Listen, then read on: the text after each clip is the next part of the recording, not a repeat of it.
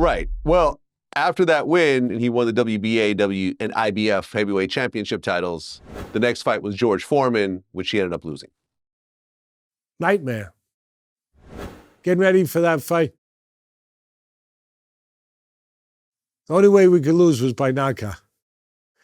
And I talked about a word earlier. I said redemption is a powerful word. It's a scary word. It's a powerful word. I know it firsthand. It's very powerful. Very powerful.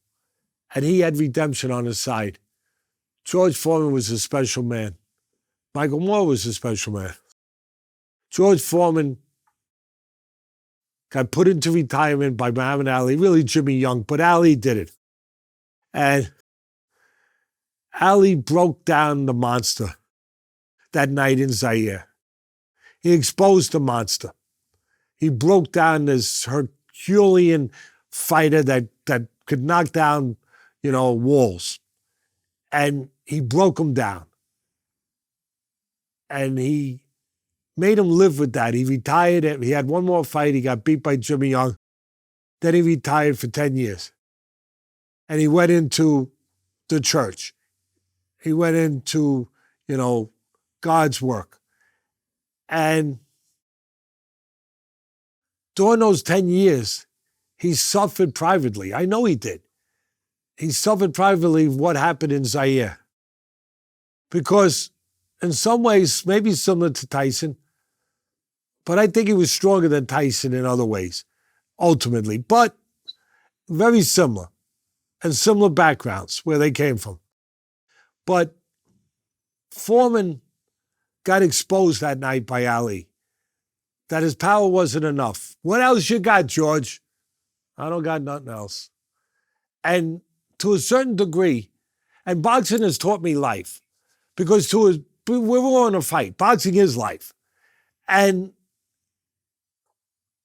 we all submit. We don't like to hear that word, quitting, submitting, whatever.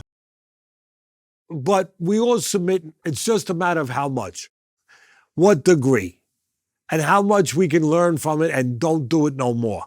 And George realized that he gave in that ninth round. He gave in to a certain point. He ain't got hit a right hand.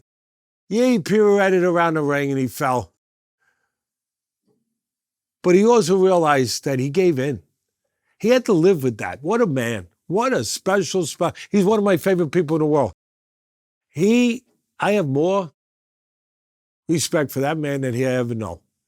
He lived with that.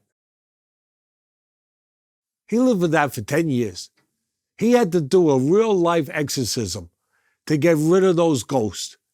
He had to, and he came back. He came back to make money for his church, but he came back to exercise those ghosts. Don't let anyone fool you. He couldn't live it. He could not be whole. Big George could not be Big George if he didn't come back. And he came back 10 years. And he finally got to the title fight with Michael Moore. And he did the impossible. But it was possible. He won by 10th round knockout. We won every minute of every round. But you know what scared the crap out of me? When he came into that arena, I was scared for the whole camp. I trained him so serious. I have no excuses. None.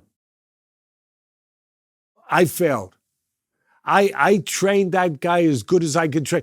And Michael trained as good as he could train. And he was ready to keep his title.